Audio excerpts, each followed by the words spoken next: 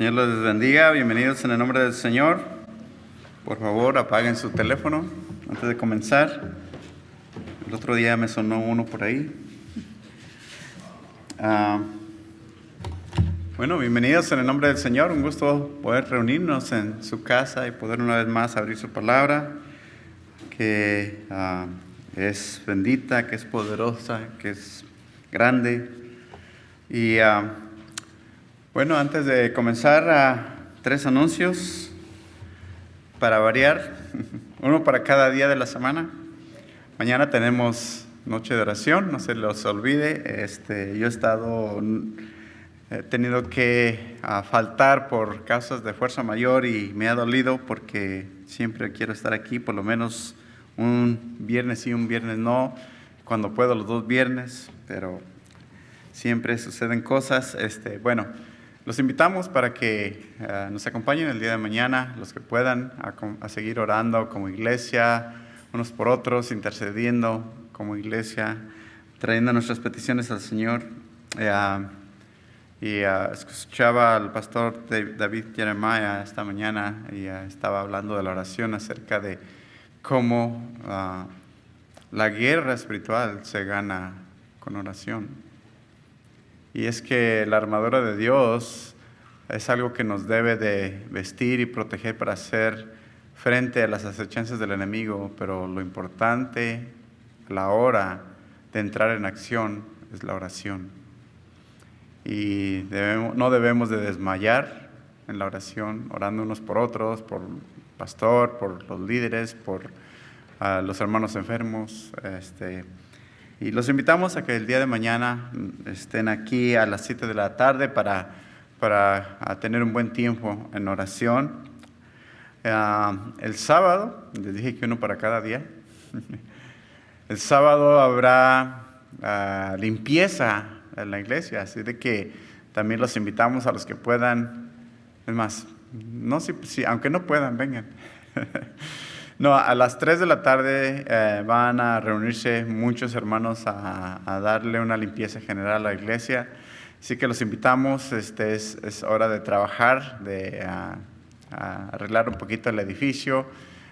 No está caído, pero necesitamos darle una mano de gato. Así es de que los invitamos a los que puedan estar con nosotros a las 3 de la tarde el día sábado y poder llevar a cabo esta limpieza general de la iglesia. Y luego, el domingo, aparte que tenemos nuestro servicio regular de domingo y de inglés, también es último domingo del mes, así de que ya se acuerdan que ya se retomó las reuniones de matrimonios con promesa, así de que este es último domingo del mes y se llevará a cabo la reunión de matrimonios con promesa a las 5 de la tarde. Los esperamos a todos, también los hermanos, los matrimonios, las parejas que puedan asistir para que podamos seguir creciendo como matrimonios en los caminos del Señor.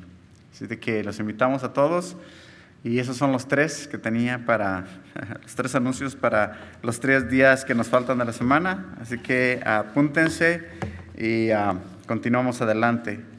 Bueno, déjenme saludar a nuestros hermanos por medio de internet también, los que estén con nosotros, los saludamos, les mandamos un caluroso abrazo desde La Promesa en Downey, a donde quiera que estén, sea en sus casas, en otro estado, en cualquier lado que se encuentre. Les mandamos un saludo muy afectuoso de parte del pastor y de toda la iglesia.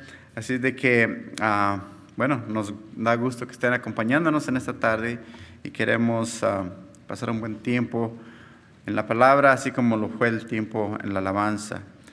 Una vez más, nos ponemos en la mano del Señor. Vamos a leer, vamos a continuar en el libro de Proverbios. Vamos a comenzar un nuevo capítulo 30 del libro de Proverbios. Ya solamente faltan 2, el 30 y el 31, para terminar el libro.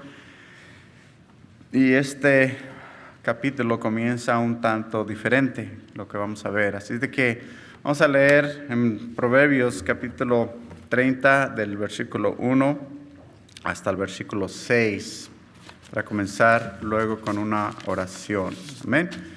Así es de que Proverbios 30 del 1 al 6 dice, palabras de Agur, hijo de Jaque, el oráculo, declaración del hombre a Itiel y a Ucal. Ciertamente soy el más torpe de los hombres y no tengo inteligencia humana, y no he aprendido sabiduría, ni tengo conocimiento del Santo. ¿Quién subió al cielo y descendió? ¿Quién recogió los vientos en sus puños? ¿Quién envolvió las aguas en su manto? ¿Quién estableció todos los confines de la tierra? ¿Cuál es su nombre o el nombre de su Hijo? Ciertamente tú lo sabes. Probada es toda palabra de Dios. Él es escudo para los que en Él se refugian. No añadas a sus palabras, no sea que Él te reprenda y seas hallado mentiroso.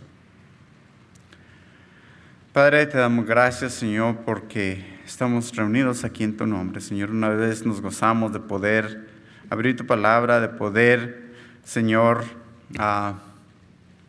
tener ese tiempo, Señor, en tu presencia, Padre, de poder, Señor, venir, alabarte, glorificarte, darte honra, darte gloria, Señor, por todo lo grande y lo maravilloso que eres en nuestras vidas.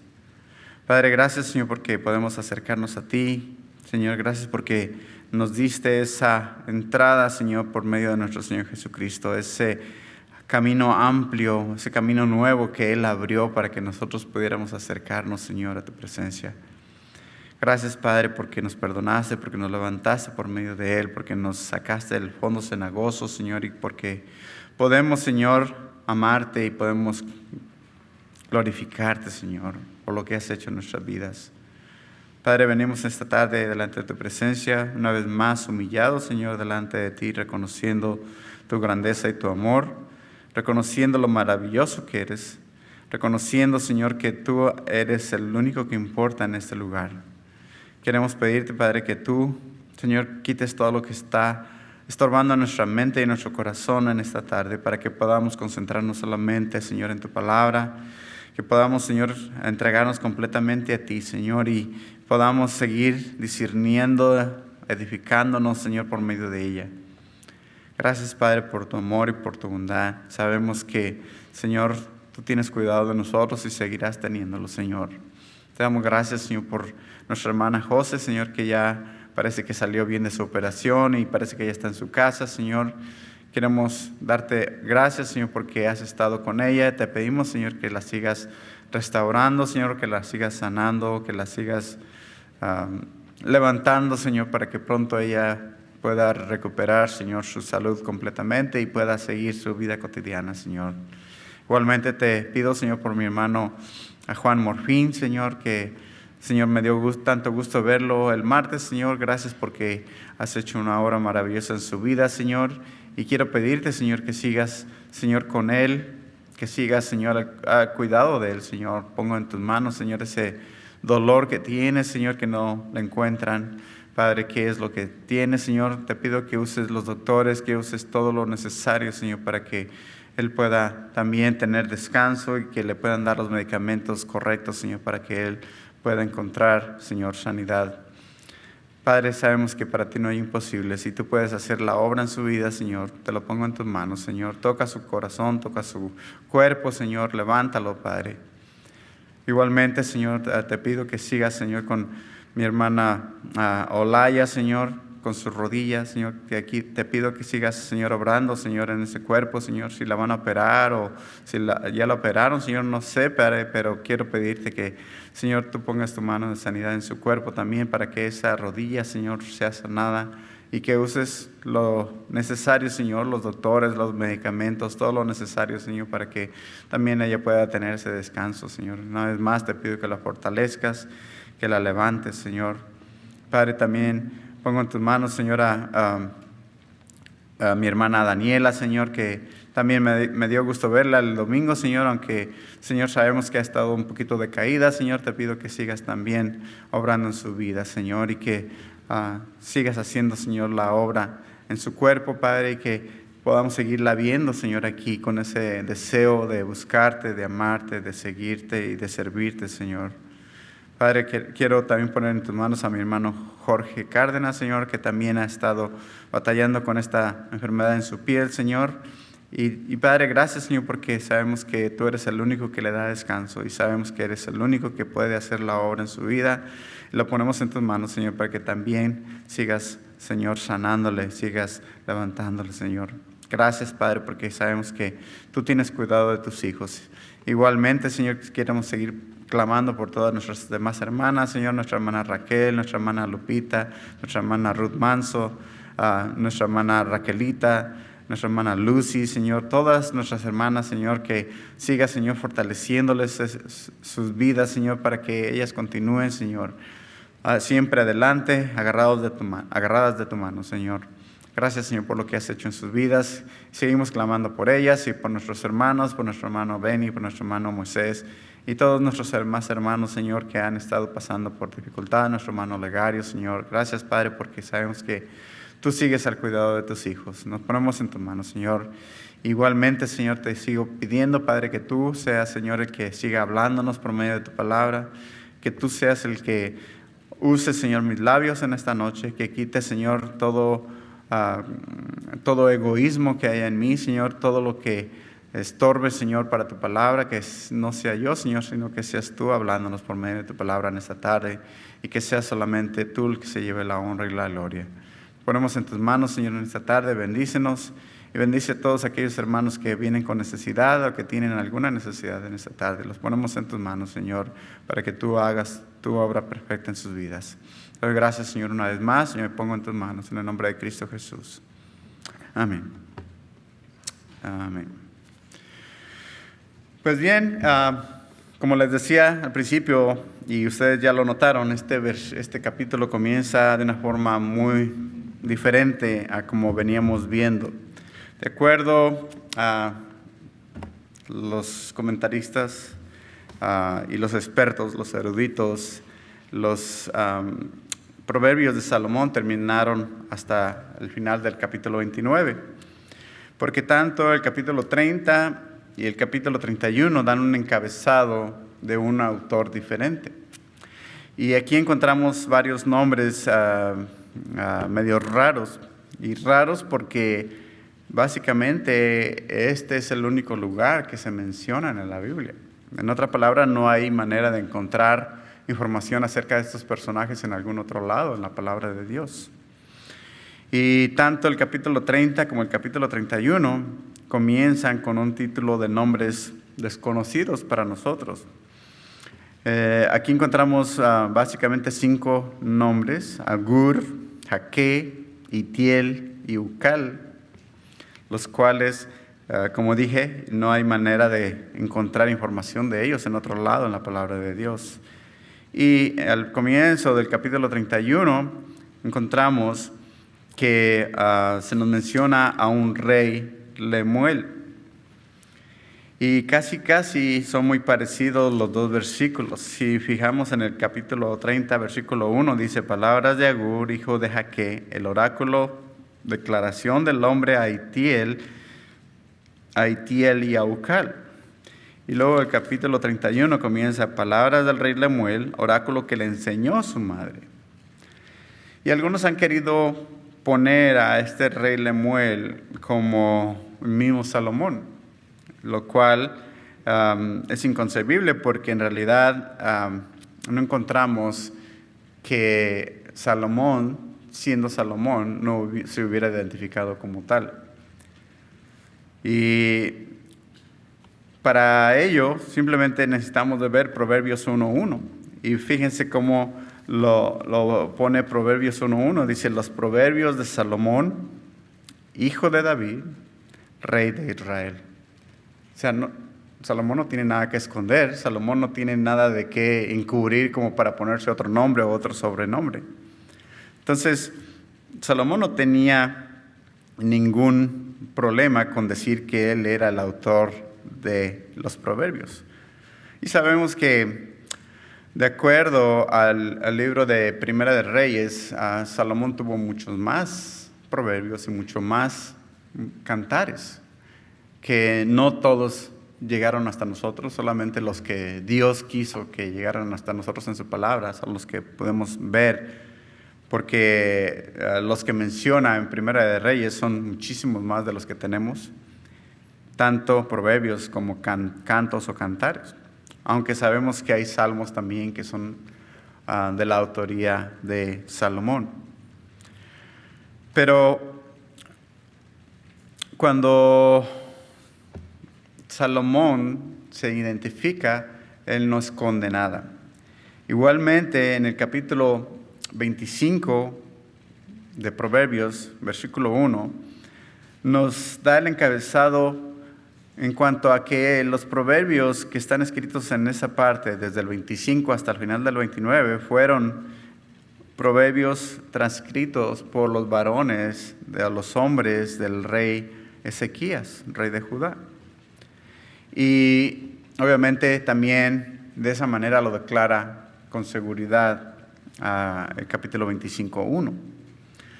Entonces, estos personajes que encontramos acá diferentes, de alguna manera no tienen nada que ver con el rey Salomón. Inclusive cuando empezamos a leer la estructura de los dos capítulos, podemos ver que es muy diferente la forma de hablar en los dos capítulos de la que veníamos viendo en cuanto a los proverbios del rey Salomón. Por lo cual sabemos que son de alguien diferente, pero aún que eran personas diferentes, quizás sin ninguna relación al rey Salomón, de todos modos estas personas eran hombres o mujeres, como en el caso de la mamá del rey Lemuel, que eran temerosos de Dios y que conocían a Dios de alguna manera, o la palabra de Dios. Entonces, son diferentes, pero no por eso podemos decir que están fuera de la palabra de Dios. Es más, si no, Dios no hubiera querido que estos dos capítulos quedaran impresos para nosotros. Ahora, lo interesante también, y lo voy a adelantar un poco, en el capítulo 31, y esto se da en algunas ocasiones en los libros del pueblo de Israel. En el capítulo 31, empezando del versículo, aquí no lo van a ver, pero empezando con el versículo 10 hasta el 31, cada versículo comienza con una letra del alfabeto hebreo, lo cual es interesante e impresionante. Y si ustedes leen el Salmo 119, el Salmo 119 está dividido también en 21 secciones, las cuales cada sección del Salmo 19 comienza con una letra del alfabeto hebreo. Y esto es algo típico de los libros del Antiguo Testamento o de los hebreos.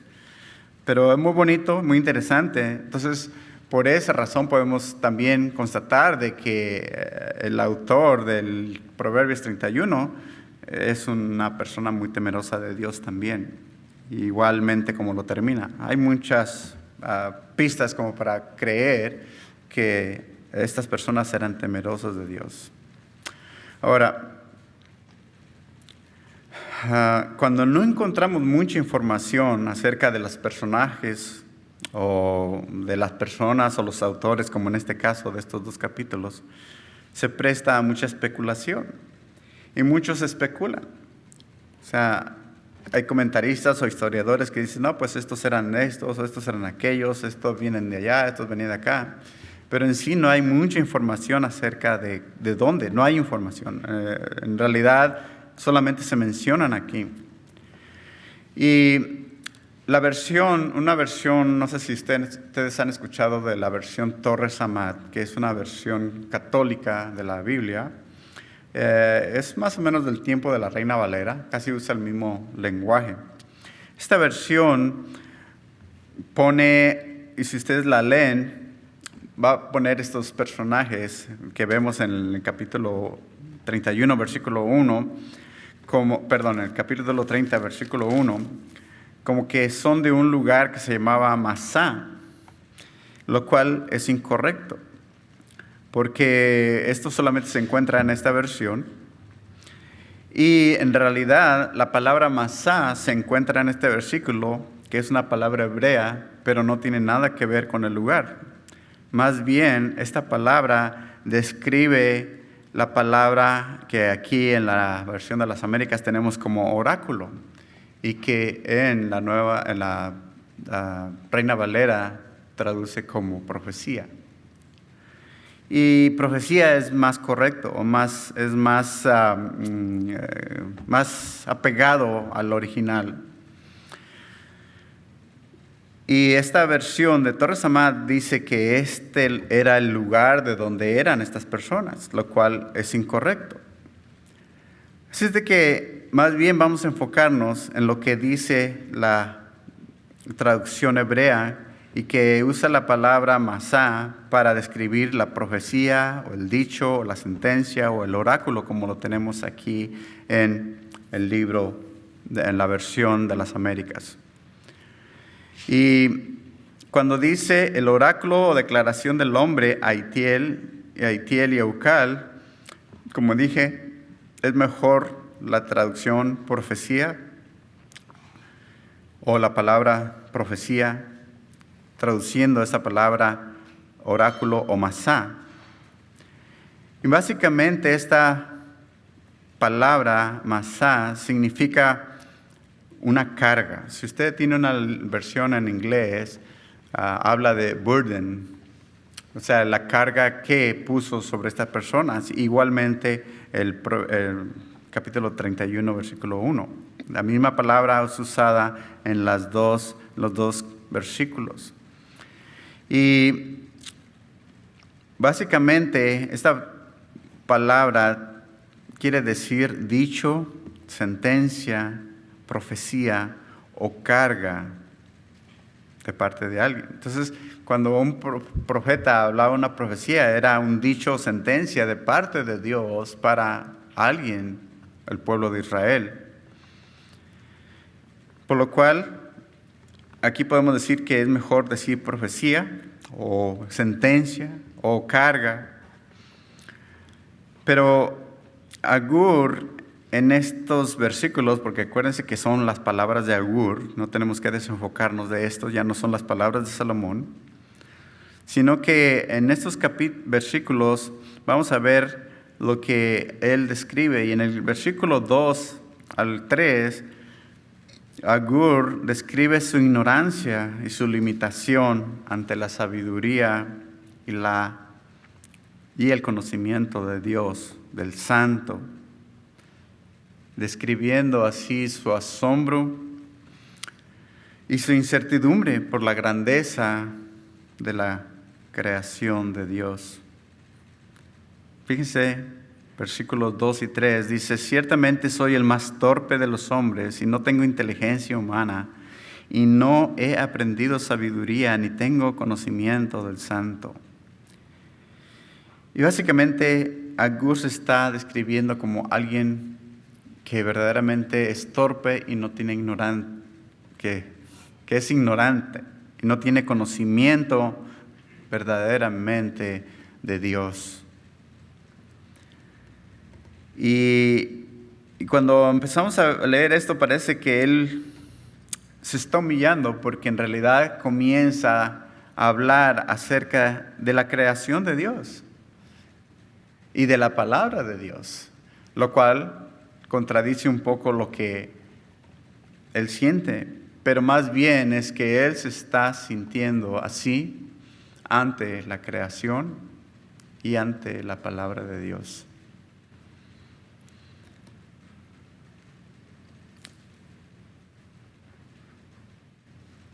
Y es impresionante cuando nosotros nos damos cuenta de nuestra pequeñez ante la grandeza de la creación y de la palabra de Dios.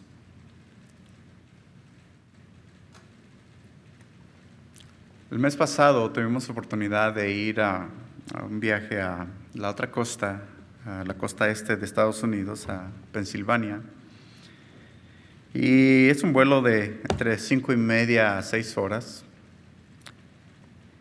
Y cuando yo viajo siempre me gusta ir al lado de la ventanilla y gracias a Dios que me tocó la ventanilla. Para ir viendo, para ir mirando todo lo que se puede ver y gracias a Dios que también fue en el día, el vuelo. Y durante el transcurso del vuelo iba yo meditando y deduciendo qué tan pequeños somos. Un avión volando a 5 horas y media. Pude ver durante el transcurso del vuelo lugares desérticos, lugares asolados, lugares llenos de nieve y lugares verdes, lugares con mucha agua y lugares secos. Y cuando había ciertos lugares donde pasábamos sobre carreteras o freeways, se alcanzaba a ver los autos o los troques solamente casi por el brillo de los vidrios que reflejaban el sol a su paso. Y yo me ponía a pensar qué tan pequeños somos ante la creación y la grandeza de Dios. No somos nada. Tú y yo somos como una hormiga ante Dios, y ni eso. Porque solamente a cierta distancia de altura yo veía todo tan pequeño que ni alcanzaba a distinguir los autos. Y qué impresionante es darnos cuenta de lo pequeño que somos ante la grandeza de Dios. Y eso que Agur no tenía lo que tenemos hoy. Solamente con su deducción se daba cuenta de que Dios era muy grande. Y se hacía ciertas preguntas, las cuales no lograba responder. Solamente como respuesta encontraba que era Dios. No había otra respuesta.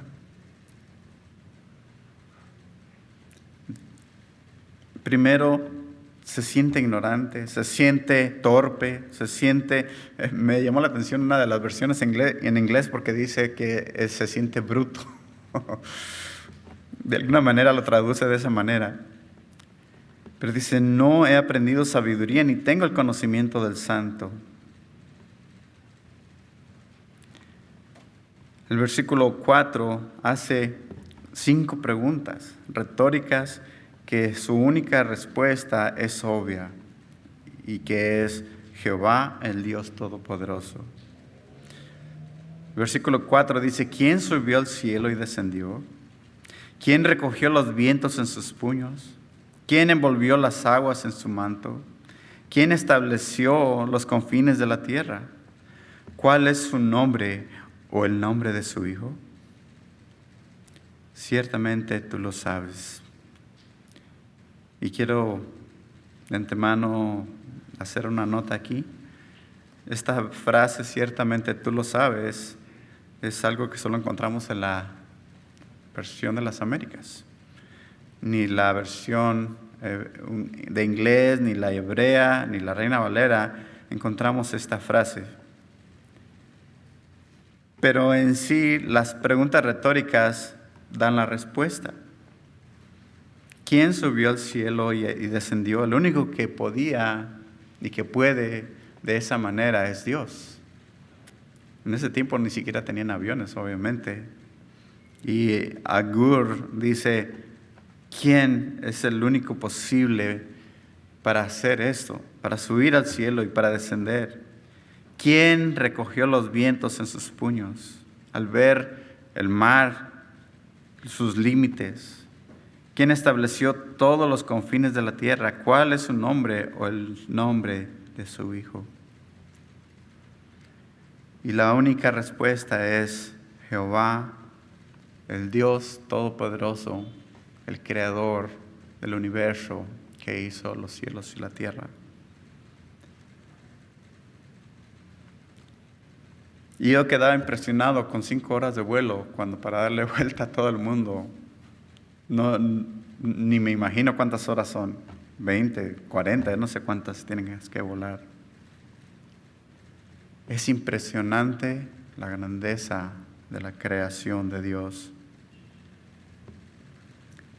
Cuando nosotros nos damos cuenta de esa gran creación, entonces nos damos cuenta qué tan pequeños verdaderamente somos ante nuestro Dios.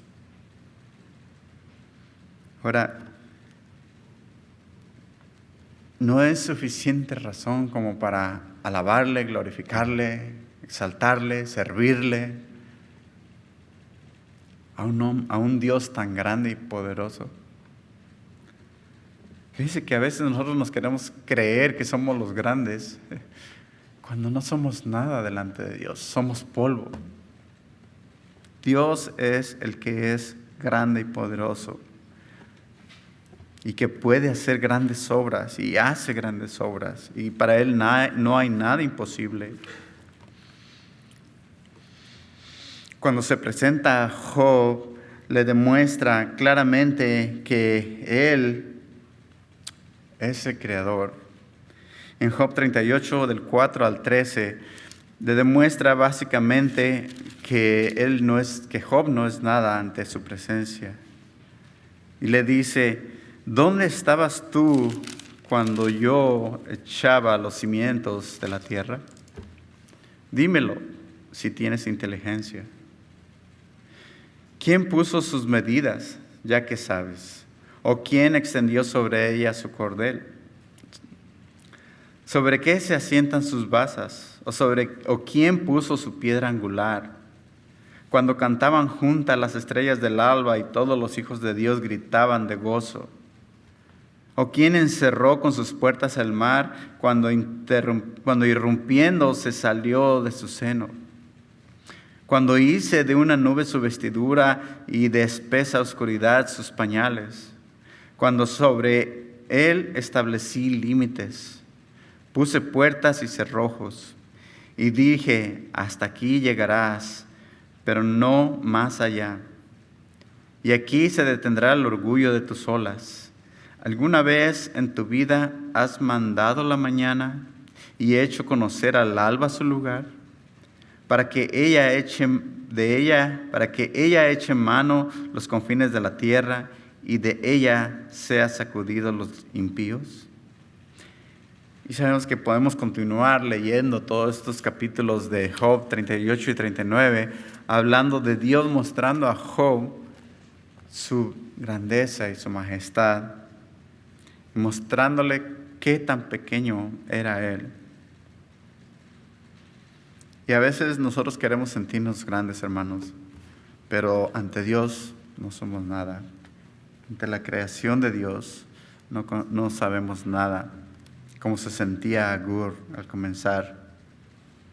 Pero seguro que Agur conocía estos pasajes de la palabra de Dios, ya sea del libro el libro de Job, o el capítulo 19 del libro de los Salmos, el cual impresionantemente es muy paralelo a estos versículos que acabamos de leer en Proverbios 30. Y el Salmo 19, del 1 al 6, este es el rey David hablando y demostrando cómo la creación demuestra la presencia de Dios, el poder de Dios.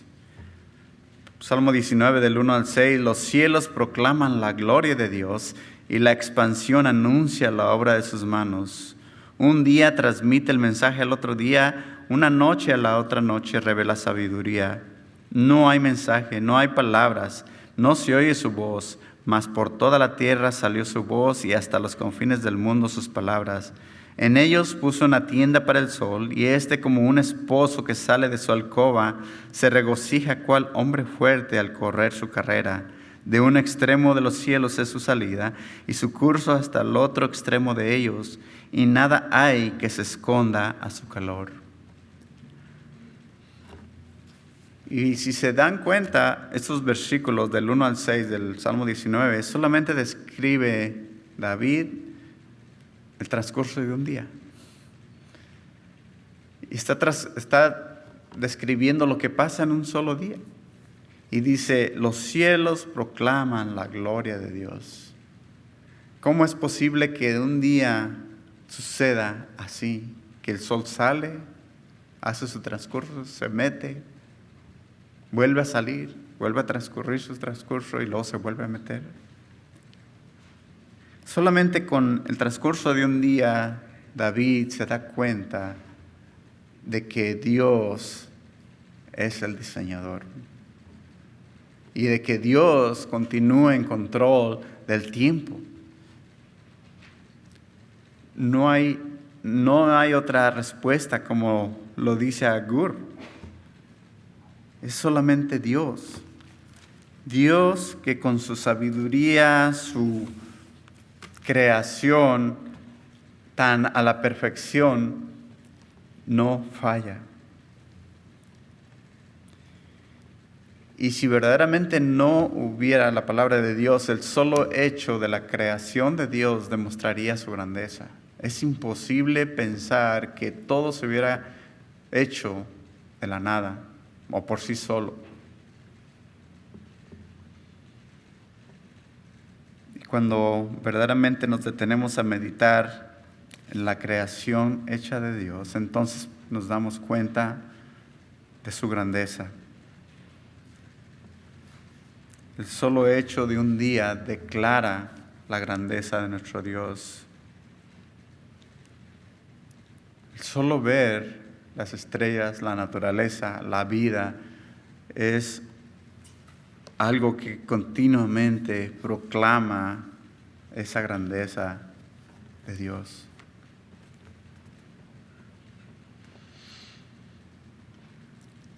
Y obviamente la obra de sus manos, porque Él es el creador.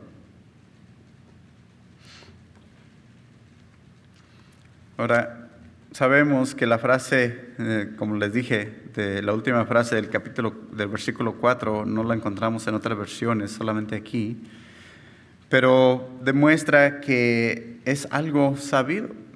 Y lo interesante aquí es la mención de su nombre, cuál es su nombre o el nombre de su hijo.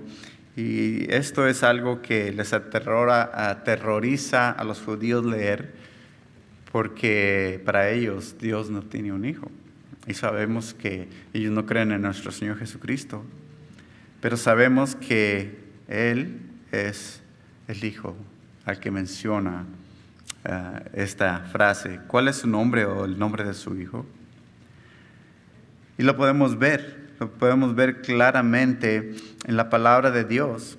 Y podemos ver a nuestro Señor Jesucristo como autor también de la creación. Para ello vamos a Colosenses 1, del 13 al 19, donde el apóstol Pablo demuestra que Cristo estaba con Dios en el momento de la creación. Colosenses 1, del 13 al 19 dice, porque Él nos libró del dominio de las tinieblas y nos trasladó al reino de su Hijo amado, en quien tenemos redención, el perdón de los pecados, en Cristo, en su Hijo amado. Él, Cristo, es la imagen del Dios invisible, el primogénito de toda creación, porque en Él fueron creadas todas las cosas, tanto en los cielos como en la tierra, visibles e invisibles, ya sean tronos o dominios o poderes o autoridades. Todo ha sido creado por medio de Él y para Él. Y Él es antes de todas las cosas, y en Él todas las cosas permanecen. Él es también la cabeza del cuerpo, que es la iglesia, y Él es el principio y el primogénito entre los muertos, a fin de que Él tenga en todo la primacía o la preeminencia, o sea, el primero. Pues agradó al Padre que en Él habitara toda la plenitud. Y sabemos por esta declaración del apóstol Pablo y la palabra de Dios de que Dios es el creador y su Hijo, nuestro Señor Jesucristo, es el autor de la salvación y el autor de la creación y el primogénito de toda creación y el que tiene preeminencia en todo, porque Él es el que resucitó también, como nos lo dice, y también es la cabeza del cuerpo, que es la iglesia. Entonces, por medio de esta revelación de parte de nuestro Padre Dios, por medio de la inspiración al apóstol Pablo, sabemos de que el Padre y el Hijo son autores de la creación y por consiguiente autores de toda salvación para la vida humana. Por lo cual podemos decir que sí conocemos quién es el Padre y quién es el Hijo, quién es el Creador y quién es el Hijo al que hace mención a Agur en el versículo 4 del capítulo 30. Así es de que no podemos dudar esta verdad en la palabra de Dios. No solamente a Dios como autor de la creación, pero también a su Hijo Jesucristo como parte de esa creación. Ahora, en el versículo 5 y 6, Agur pasa de la creación de Dios a la palabra de Dios. Y son de gran importancia con referente a su palabra. Quiere decir que Agur conocía la palabra de Dios. Versículos 5 y 6 dice, probada es toda palabra de Dios. Él es escudo para los que en Él se refugian. No añadas a sus palabras, no sea que Él te reprenda y seas hallado mentiroso.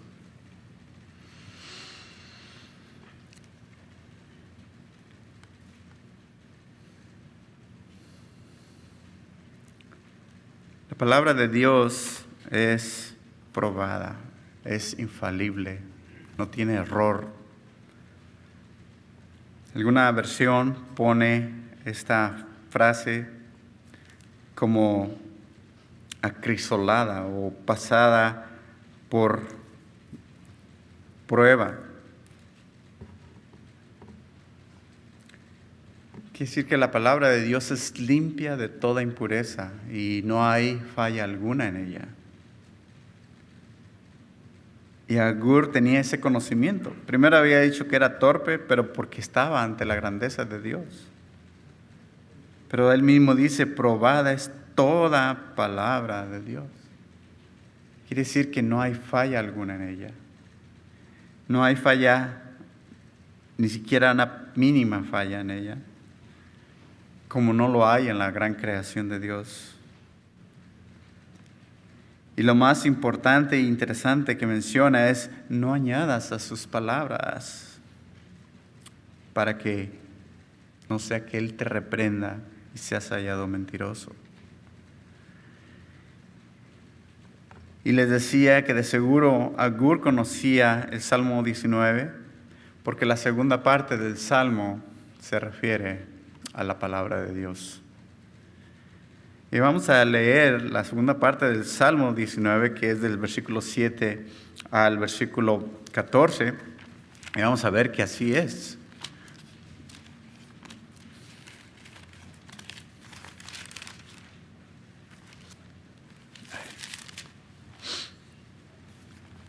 Dice versículo 7 al 14 del Salmo 19, la ley del Señor es perfecta, que restaura el alma. El testimonio del Señor es seguro, que hace sabio al sencillo. Los preceptos del Señor son rectos, que alegran el corazón. El mandamiento del Señor es puro, que alumbra los ojos. El temor del Señor es limpio, que permanece para siempre. Los juicios del Señor son verdaderos, todos ellos justos, deseables más que el oro, sí, más que mucho oro fino, más dulces que la miel y que el destilar del panal. Además, tu siervo es amonestado por ellos, y en guardarlos hay gran recompensa. ¿Quién puede discernir sus propios errores? Absuélveme de los que me son ocultos. Guarda también a tu siervo de pecados de soberbia, que no se enseñoríen de mí. Entonces seré íntegro y seré absuelto de gran transgresión. Sean gratas las palabras de mi boca y la meditación de mi corazón delante de ti, oh Señor, roca mía y redentor mío. Y yo subrayé con una tinta diferente estas palabras en cuanto a la ley del Señor, la cual es perfecta, segura, recta, pura, limpia, verdadera.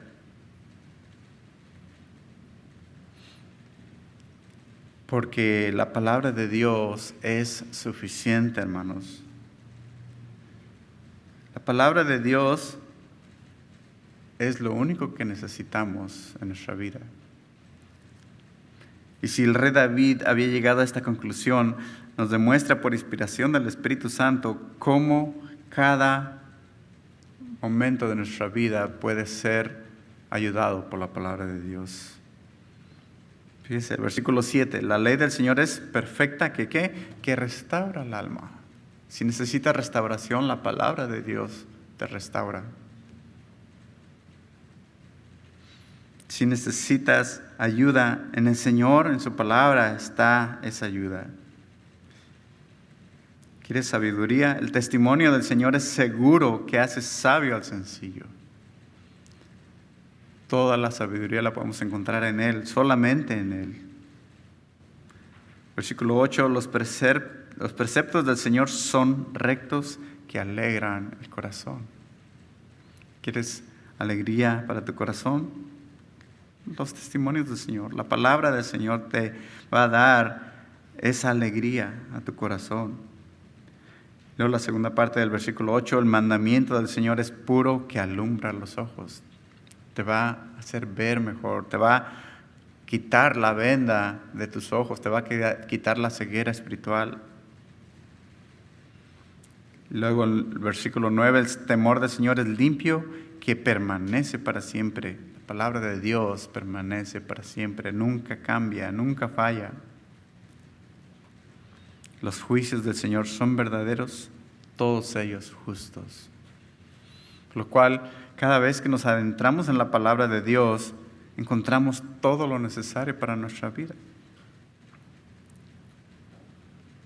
Es perfecta, segura, recta, pura, verdadera, limpia. Y dice David, además tu siervo es amonestado por ellos, o sea, por los juicios del Señor, por los testimonios del Señor. Y dice, son más deseables que el oro, que mucho oro fino, más dulces que la miel, que el destilar del panal. Y sabemos que por ello se exponía David a ser examinado por Dios. Por eso dice, ¿quién puede discernir sus propios errores? Absuélveme de los que me son ocultos. Guarda también a tu siervo de pecados de soberbia, que no se enseñarían de mí. Después de demostrar todo esto de parte del Señor, su creación, su grandeza y lo inerrante de su palabra, lo exacto de su palabra, ¿cómo se sentiría David? Y así es como debemos de sentirnos nosotros ante la grandeza de la creación y de la palabra de Dios. Porque en realidad nosotros no somos nada. Y dice David, no dejes, guárdame, cuídame que no caiga en pecados de soberbia. Dice que no se enseñoríen de mí, entonces seré íntegro y seré absuelto de gran transgresión, de gran pecado. Lo dice el versículo 14, sean gratas las palabras de mi boca y la meditación de mi corazón delante de ti, oh Señor, roca mía y redentor mío. ¿Qué es lo que dice Agur en el versículo 5? probada es toda palabra de Dios. Él es escudo para los que en Él se refugian. Lo mismo que David. ¿Cómo no va a ser escudo y refugio y protección para nosotros? Un Dios tan grande, tan maravilloso y tan poderoso. Ahora, en la cual nosotros tenemos que temer más, y yo lo digo personalmente, porque tengo la oportunidad de estar aquí parado. Versículo 6, no añadas a sus palabras, no sea que te reprenda y seas hallado mentiroso. Si tenemos este concepto de la grandeza y de la palabra de Dios, ¿qué más podemos añadirle? Si le añadimos, la descomponemos. Si nosotros ponemos algo de nosotros a la palabra de Dios o queremos ponerle algo a la creación de Dios, la destrozamos. Dios y su palabra y su creación no necesitan de nosotros.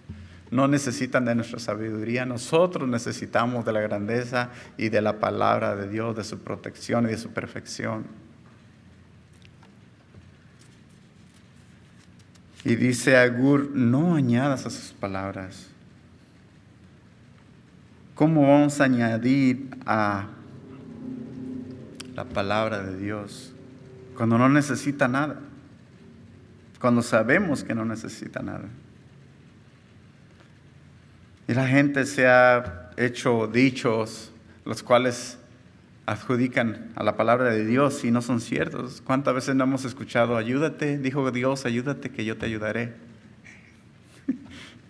En ningún lugar en la palabra de Dios encontramos eso. Dios nos dice que Él es el que nos ayuda, Él es el que nos limpia, es el que nos restaura, es el que nos da, es el que nos protege. Y así se puede y se han hecho más dichos, los cuales no están en la palabra de Dios.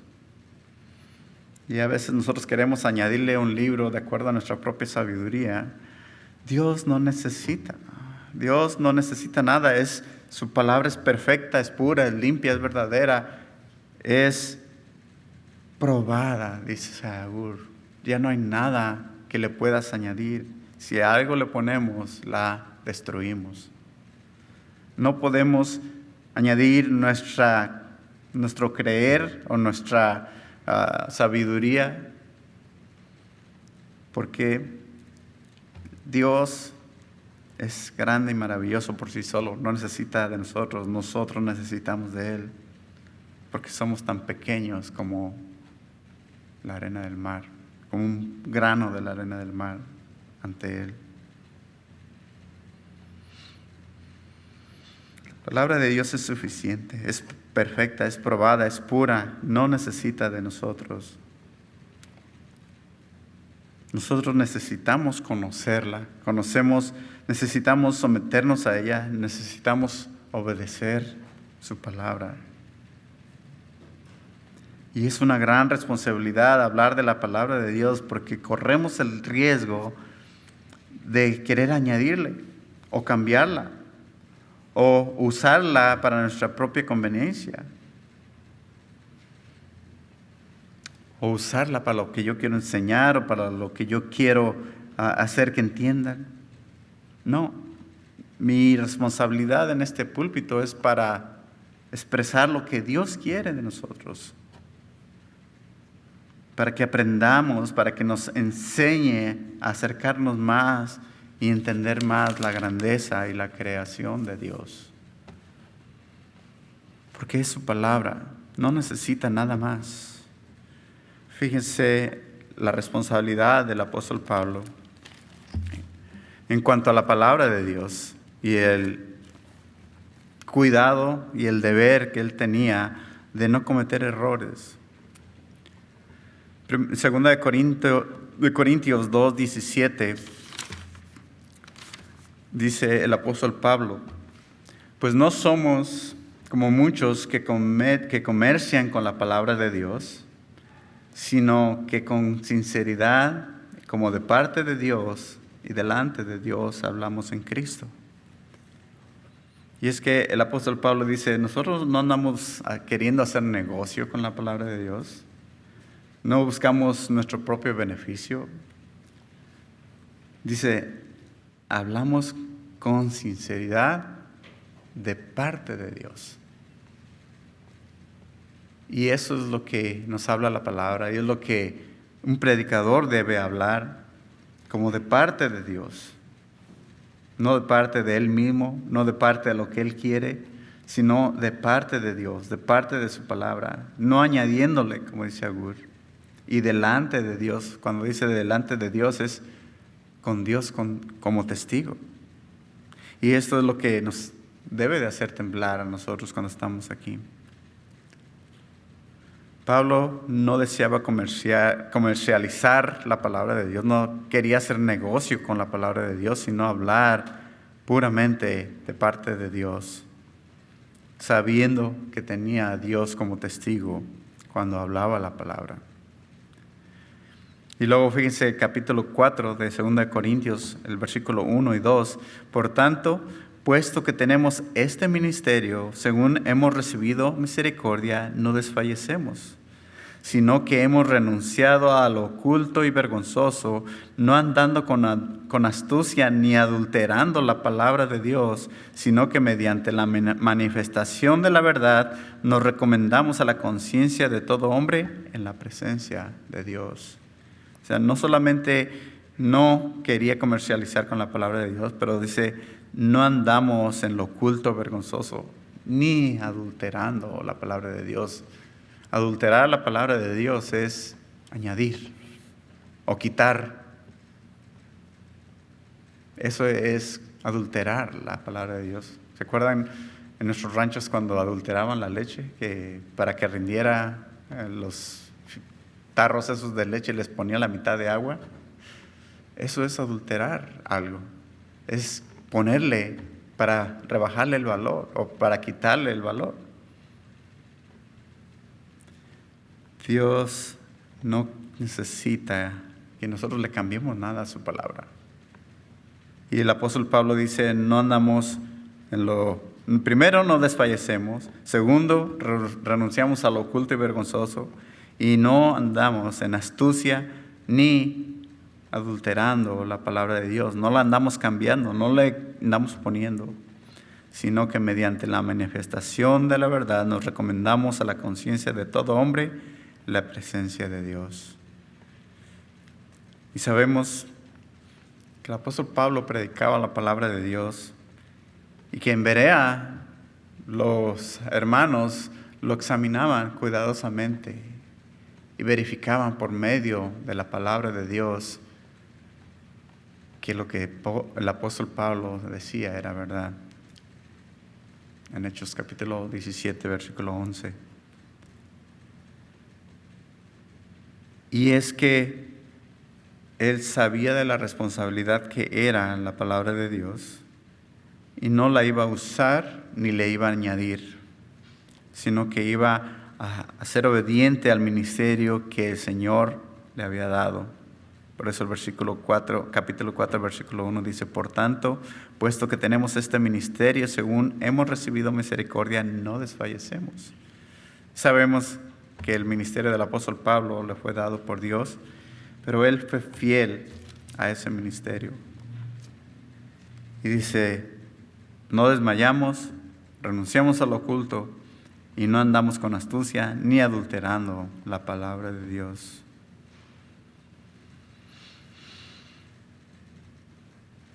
Y en el versículo 6 al 7, ya para concluir, el apóstol Pablo muestra algo de lo que nosotros somos parte, pero que también nos trae una gran responsabilidad, pero también una gran verdad. Versículos 6 y 7 de 2 Corintios 4. Pues Dios que dijo que de las tinieblas resplandeciera la luz, es el que ha resplandecido en nuestros corazones para la iluminación del conocimiento de la gloria de Dios. Y ahí entramos tú y yo. Dios dijo que de las tinieblas resplandeciera la luz es el que ha resplandecido en nuestros corazones para iluminación del conocimiento de la gloria de Dios. Fuimos iluminados con su palabra y con su salvación. Pero dice el versículo 7, pero tenemos este tesoro en vasos de barro para que la extraordinaria grandeza del poder sea de Dios y no de nosotros. Y este versículo significa que tú y yo somos unos vasos de barro. Y que si hablamos de la palabra de Dios, somos vasos de barro sosteniendo un gran tesoro. ¿Pero por qué somos vasos de barro? Porque no somos nada ante Dios. Somos imperfectos. El que verdaderamente vale es la palabra de Dios. Es Cristo en nosotros. Y somos parte de esa gloria del Señor que nos trajo de las tinieblas a su luz admirable. Y eso Él dijo, dice, Dios que dijo que de las tinieblas resplandeciera la luz, es el que ha resplandecido en nuestros corazones para iluminación del conocimiento de la gloria de Dios en la faz de Cristo. Pero tenemos este tesoro en vasos de barro para que la extraordinaria grandeza del poder sea de Dios y no de nosotros. ¿Qué somos nosotros ante Dios, hermanos? Nada. Vasos de barro. Unos tepalcates desquebrajándose, como decía mi mamá. Somos insignificantes ante la extraordinaria grandeza del poder de Dios. Dios es suficientemente perfecto, su palabra es suficientemente perfecta para que nosotros no intentemos añadirle nada. Todo lo que somos es imperfección. Solamente por la gracia de Dios que nos alcanzó y que podemos experimentar esa grandeza del conocimiento de Dios en nuestras vidas. Pero tenemos que saber que no somos nada, así como Agur lo dijo desde el principio. Él sabía que no era nada ante la grandeza de la creación y la grandeza de la palabra de Dios. Pongámonos de pie, hermanos, vamos a leer estos versículos últimos para terminar. Y me gustaría que me acompañaran a leerlo, todos ustedes y los que están en sus casas también o en sus hogares conectados con nosotros. El versículo 6 y 7 de 2 de Corintios, capítulo 4. Dice, pues Dios que dijo que de las tinieblas resplandeciera la luz, es el que ha resplandecido en nuestros corazones para iluminación del conocimiento de la gloria de Dios en la faz de Cristo. Pero tenemos este tesoro en vasos de barro para que la extraordinaria grandeza del poder sea de Dios y no de nosotros. Padre, te damos gracias, Señor, por tu palabra. Te damos gracias, Señor, por tu gran amor que nos salvaste, que nos perdonaste, que nos levantaste, que enviaste a tu Hijo para que muriera por nosotros, Señor, para que nos rescatara y nos diera, Señor, esa grandeza de tu poder. Señor, nosotros no somos nada. Perdona, Señor, nuestros pecados. Perdona cuando nosotros hemos intentado hacer algo. Perdona cuando nosotros hemos desconocido tu grandeza o que lo hemos hecho a propósito. Y perdona, Señor, cuando nosotros hemos intentado, Señor, añadirle a tu palabra. Padre, qué equivocados estamos, Señor. Ayúdanos, Señor, a verdaderamente ponernos en tus manos, Señor, y dejar que tú obres en nuestras vidas. Que reconozcamos, Señor, nuestra pequeñez ante tu grandeza y que, Señor, verdaderamente nos entreguemos a ti en obediencia a tu palabra y que sepamos, Señor, que todo lo grande que hay en nosotros es porque tú, Señor, eres el que vales, porque tu palabra es la que cuenta, no porque nosotros somos algo. Padre, ayúdanos, Señor, a poder vivir y obedecer y confiar plenamente en ti, Señor, en cada instante de nuestra vida. Tú eres, Señor, el que eres nuestro refugio. Tú eres el que eres nuestra torre fuerte. Tú eres, Señor, en el cual confiamos. Padre, ayúdanos a seguir viviendo una vida que te agrade a ti y que se apegue, Señor, a ti. Ayúdanos, Señor, a verdaderamente reconocer tu grandeza en todos los sentidos. Te ponemos en tus manos, Señor. Bendícenos, Señor, y que podamos verdaderamente, Señor, seguir viviendo una vida que te agrade a ti. En nombre de Cristo Jesús. Amén.